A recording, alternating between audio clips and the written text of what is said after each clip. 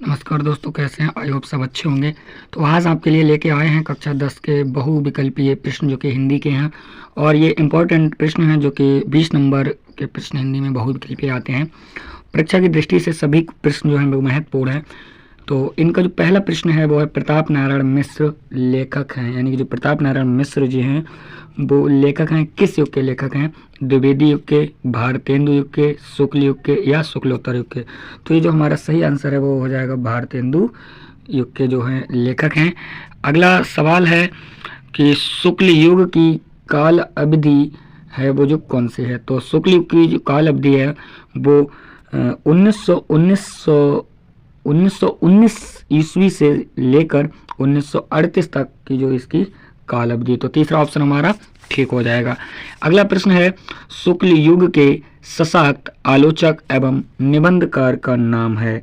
तो इसमें पहला ऑप्शन है रामचंद्र शुक्ल, दूसरा है प्रताप नारायण मिश्र, तीसरा है राधाचरण गोस्वामी और चौथा है राधा कृष्ण दास।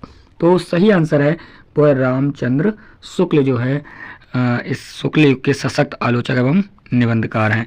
अगला प्रश्न है कि शुक्ल युग के प्रमुख इतिहासकार हैं, यानी कि जो शुक्ल युग था उसके प्रमुख इतिहासकार कौन हैं? तो पहला ऑप्शन है डॉक्टर नागेंद्र, हजारी प्रसाद द्विवेदी, बाबू गुलाब राय, इनमें से कोई नहीं। तो इसका जो सही आंसर है वो है बाबू गुलाब राय, इसका सही आंसर हो जाएगा। अगला प्रश्न है, निम्न में से शुक्ल युग का नाटककार है, यानी कि जो शुक्ल युग है उसका नाटककार कौन है? तो पहला प्रश्न है हरि कृष्ण प्रेमी, लक्ष्मी नारायण मिश्र, विष्णु प्रभाकर, धर्मवीर भारती। तो इसका जो सही आंसर है वो हरि कृष्ण प्रेमी जो हैं वो शुक्ल युग के नाटककार हैं। अगला प्रश्न है कि ध्रुव स्वामिनी जो नाटक है उसके लेखक कौन है? तो पहला ऑप्शन है हरि कृष्ण प्रेमी, जयशंकर प्रसाद, विष्णु प्रभाकर और मोहन राकेश। तो इसमें जो सही आंसर है वो है जयशंकर प्रसाद जो है वो ध्रुव स्वामिनी नाटक के लेखक हैं। अगला प्रश्न है, गोदान किस युग का उपन्यास है? यानी यहाँ पर जो किसी हो गया गलती से, इसको किस करना चाहिए। गोदान किस युग का उपन्यास है? तो ऑप्शन है शुक्ल युग, शुक्लोत्तर युग, द्विवेदी युग या आधुनिक युग। तो इसका जो सही आंसर है वो है शुक्ल युग, इसका सही आंसर हो जाएगा। अगला प्रश्न है, महादेवी वर्मा द्वारा रचित निबंध है, यानी जो महादेवी वर्मा है उनके द्वारा रचित निबंध कौन सा है? तो पहला ऑप्शन है रेती के फूल, छड़दा, हंस और कादम्बिनी। तो इसमें जो सही आंसर है वो है छड़दा जो है क्या है, इनके द्वारा रचित निबंध है। अगला प्रश्न है, मुंशी प्रेमचंद द्वारा संपादित पत्रिकाएं हैं? तो पहला ऑप्शन है मर्यादा और हंस, दूसरा है छाया और प्रभा, तीसरा है सुधा और हंस और चौथा ऑप्शन है सरस्वती। तो इसमें जो सही आंसर है वो है मर्यादा और हंस जो है वो मुंशी प्रेमचंद के द्वारा संपादित पत्रिका है। अगला प्रश्न है कि राय कृष्ण दास निम्न में से कौन थे? यानी जो राय कृष्ण दास हैं वो निम्न में से कौन थे? तो पहला ऑप्शन है निबंधकार, दूसरा है आलोचक, तीसरा है गद्य गीतकार और चौथा है कवि। तो इसमें जो सही आंसर है वो है गद्य गीतकार थे। जो राय कृष्णदास थे वो गद्य गीतकार थे। अगला प्रश्न है, कीर्ति कंकाल के लेखक कौन हैं? जो कीर्ति कंकाल है उसके लेखक कौन है? पहला प्रश्न है जयशंकर प्रसाद, दूसरा है मुंशी प्रेमचंद, तीसरा है राम कुमार वर्मा और चौथा है मैथिली शरण गुप्त। तो इसका जो सही आंसर है वो है जयशंकर प्रसाद जो हैं इसके लेखक हैं। अगला प्रश्न है, मेरा परिवार रेखा चित्र किसकी कीर्ति है? तो ये जो मेरा परिवार रेखा चित्र है इस जो किसकी कीर्ति है? तो पहला ऑप्शन है प्रेमचंद, दूसरा है लल्लूलाल, तीसरा है महादेवी वर्मा और चौथा है राम कुमार वर्मा। तो इनमें जो सही आंसर है वो है महादेवी वर्मा हो जाएगा। अगला प्रश्न है, रस मीमांस के लेखक हैं, यानी जो रस मीमांस है उसके लेखक कौन है? तो पहला ऑप्शन है रामचंद्र शुक्ल, दूसरा है गुलाब राय, तीसरा है भगवत शरण उपाध्याय और चौथा है जयप्रकाश भारती। तो रस मीमांस है उसके जो लेखक हैं वो रामचंद्र शुक्ल जी हैं। अगला प्रश्न है, राजश्री के रचनाकार का नाम है, यानी कि जो राजश्री है उसके रचनाकार कौन है? तो पहला ऑप्शन है गुलाब राय, दूसरा है जयशंकर प्रसाद, तीसरा है जयप्रकाश भारती और चौथा है इनमें से कोई नहीं। तो इसके जो रचनाकार हैं वो जयशंकर प्रसाद जी हैं। अगला प्रश्न है, गुलाब राय द्वारा रचित आत्मकथा कौन सी है? यानी कि जो गुलाब राय हैं उनके द्वारा रचित आत्मकथा कौन सी है? तो पहला ऑप्शन है मेरा जीवन प्रवाह, मन की बातें, मेरी असफलताएं, नई पौध। तो इसका जो सही ऑप्शन है वो है मेरी असफलताएं, जो है वो गुलाब राय के द्वारा रचित आत्मकथा है। अगला प्रश्न है आचार्य रामचंद्र शुक्ल किस युग के लेखक हैं? तो आपको नाम से ही पता है कि शुक्ल आ रहा है, तो ये शुक्ल युग के ही लेखक होंगे। तो जो ऑप्शन होगा वो शुक्ल युग ठीक हो जाएगा। अगला प्रश्न है शुक्ल युग का नामकरण किस विद्वान के नाम पर किया गया है? यानी कि बंशीधर शुक्ल, रामचंद्र शुक्ल, बैकुंठनाथ शुक्ल, रामचरण शुक्ल। तो इसका जो सही आंसर होगा वो होगा रामचंद्र शुक्ल हो जाएगा। अगला प्रश्न है कि सेवा सदन उपन्यास के लेखक कौन है? यानी जो सेवा सदन है उस उपन्यास को किसने लिखा? पहला ऑप्शन है जैनेन्द्र, दूसरा है यशपाल, तीसरा है प्रेमचंद और चौथा है जयशंकर प्रसाद। तो इसका जो सही आंसर है वो है प्रेमचंद। प्रेमचंद ने सेवा सदन उपन्यास लिखा था। अगला प्रश्न है शुक्ल युग के नाटककार निम्नलिखित में से कौन नहीं है? यानी कि जो शुक्ल युग है उसके निम्नलिखित में से कौन से नाटककार नहीं है? तो पहला प्रश्न है जयशंकर प्रसाद, पहला ऑप्शन है जयशंकर प्रसाद, दूसरा है डॉक्टर राम कुमार वर्मा, तीसरा है हरि कृष्ण प्रेमी और चौथा है भारतेंदु हरिश्चंद्र। तो इसका जो सही आंसर होगा वो होगा भारतेंदु हरिश्चंद्र जो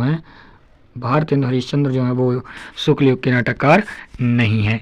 अगला प्रश्न है चिंतामणि के रचयिता कौन है? तो पहला ऑप्शन है डॉक्टर राम कुमार वर्मा, फिर है जयशंकर प्रसाद, फिर है आचार्य रामचंद्र शुक्ल और प्रेमचंद। तो इसके जो लेखक हैं यानी कि रचयिता हैं वो आचार्य रामचंद्र शुक्ल हैं।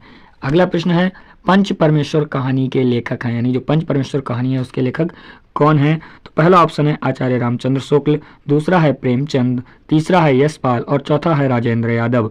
तो इसमें जो सही आंसर है वो है प्रेमचंद, यानी कि पंच परमेश्वर कहानी के जो लेखक हैं वो प्रेमचंद हैं। अगला प्रश्न है जयशंकर प्रसाद का नाटक नहीं है। पहला है ध्रुव स्वामिनी, दूसरा है चंद्रगुप्त, तीसरा है लहरों के राजहंस और चौथा है स्कंद गुप्त। यानी कि जो जयशंकर प्रसाद हैं उनका नाटक इनमें से कौन सा नहीं है? तो लहरों के राजहंस जो है वो इनका नाटक नहीं है। तो ये तीसरा ऑप्शन ठीक हो जाएगा। अगला प्रश्न है अपनी खबर आत्मकथा है, मतलब अपनी खबर जो आत्मकथा है यानी कि किसकी है?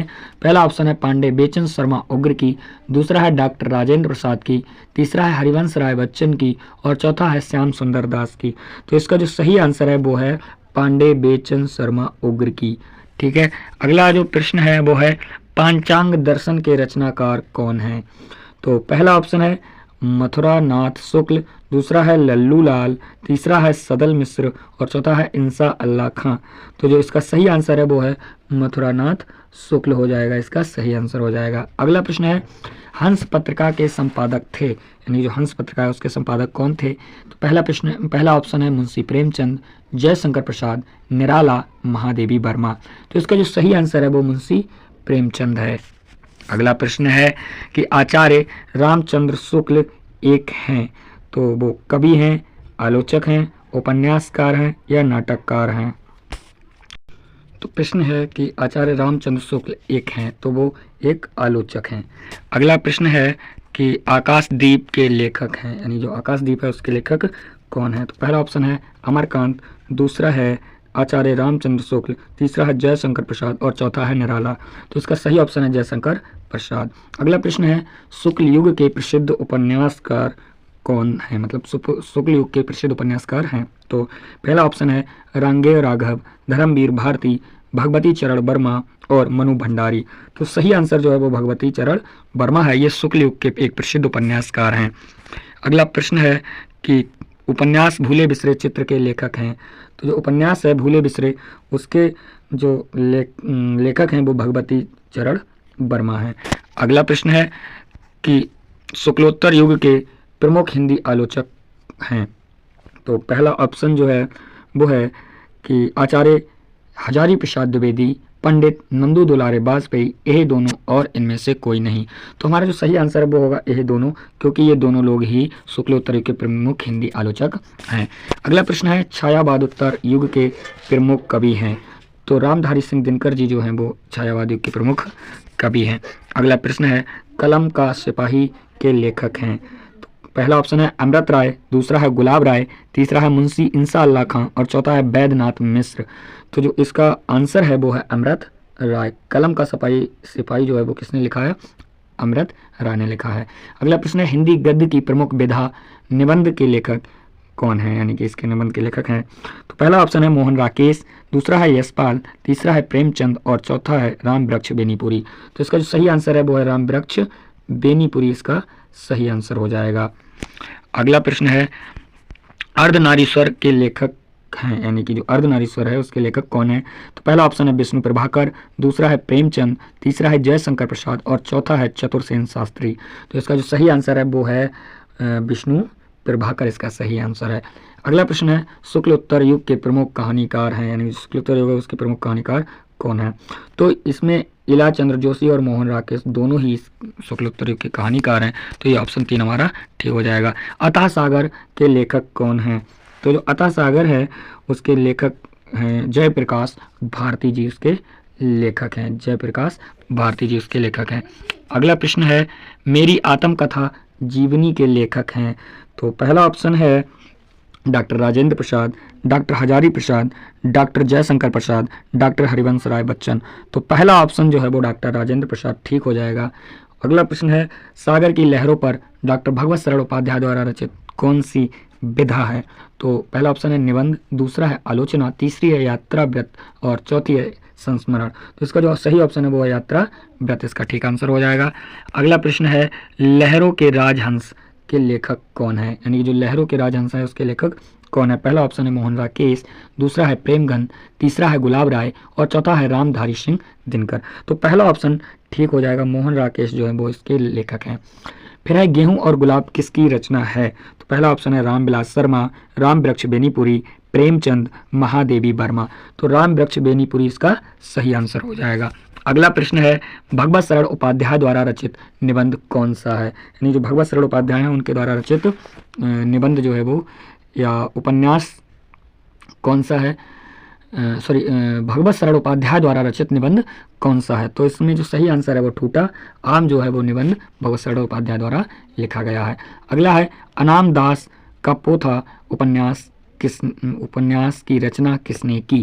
तो पहला ऑप्शन है प्रेमचंद, दूसरा है हजारी प्रसाद द्विवेदी, तीसरा है उपेंद्र नाथ अस्क, चौथा है कन्हैया लाल। तो इसका जो सही आंसर है वो हजारी प्रसाद द्विवेदी है। अगला प्रश्न जो है वो है प्रसिद्ध आत्मकथा क्या भूलूं क्या याद करूं के लेखक हैं। पहला प्रश्न ऑप्शन है हरिवंश राय बच्चन और दूसरा है डॉक्टर राजेंद्र प्रसाद, तीसरा है पांडे बेचन शर्मा ओग्र और चौथा है राम विलास शर्मा। तो इसका जो सही आंसर है वो है हरिवंश राय बच्चन, इसका सही आंसर है।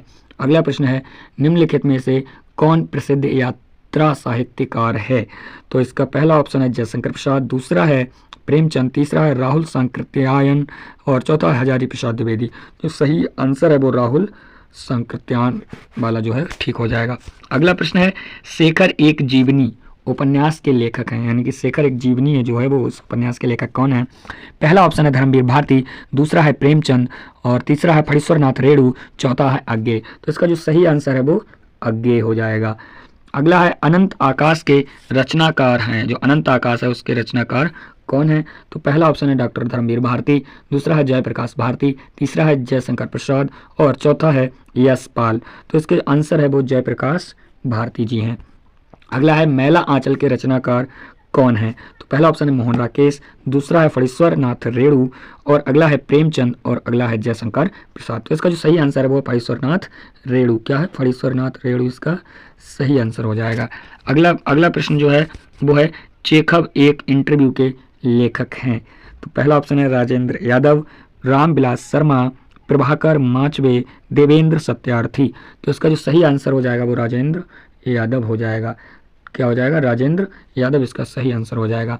अगला है डॉक्टर राजेंद्र प्रसाद लेखक हैं काहे के? गांधी की देन के, हिंदी साहित्य का इतिहास के, इंद्रजाल के, हिंदी साहित्य विमर्श के। तो इसमें जो सही आंसर है वो गांधी की देन के जो लेखक हैं।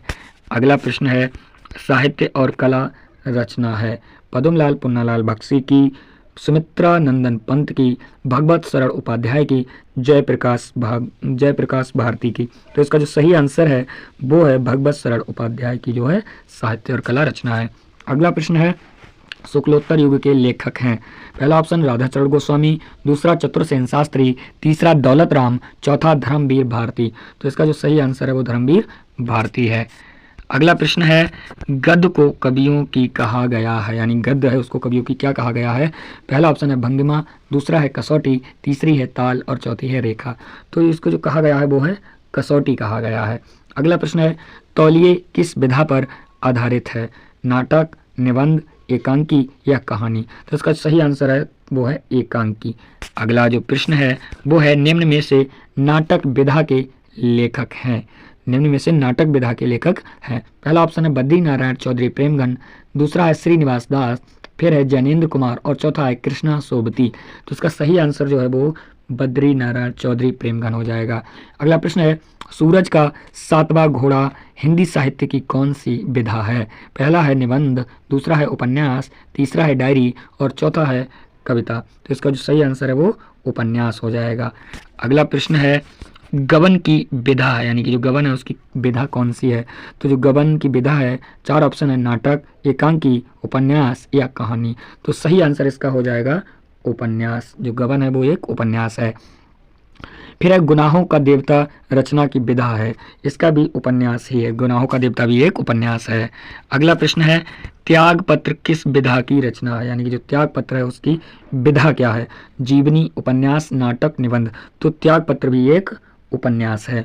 अगला है झूठा सच किस विधा की रचना है, निबंध, कहानी, उपन्यास, नाटक। तो झूठा सच भी एक उपन्यास है। अगला प्रश्न है नीड़ का निर्माण फिर किस विधा की रचना है। तो यह एक आत्मकथा है, जो नीड़ का निर्माण है वो एक आत्मकथा है। अगला प्रश्न है तितली कृति की विधा है, यानी कि जो तितली है उसकी जो विधा है वो क्या है, ये भी एक उपन्यास है। अगला प्रश्न है भारत दुर्दशा किस विधा की रचना है। तो यह एक एकांकी क्या है, यह एक एकांकी है। और अगला प्रश्न है स्मृति की रेखाएं साहित्य की विधा क्या है। तो इसका जो सही आंसर है वो संस्मरण है। धन्यवाद। इसी तरह से अगले की वीडियो देखने के लिए हमें सब्सक्राइब करें। धन्यवाद।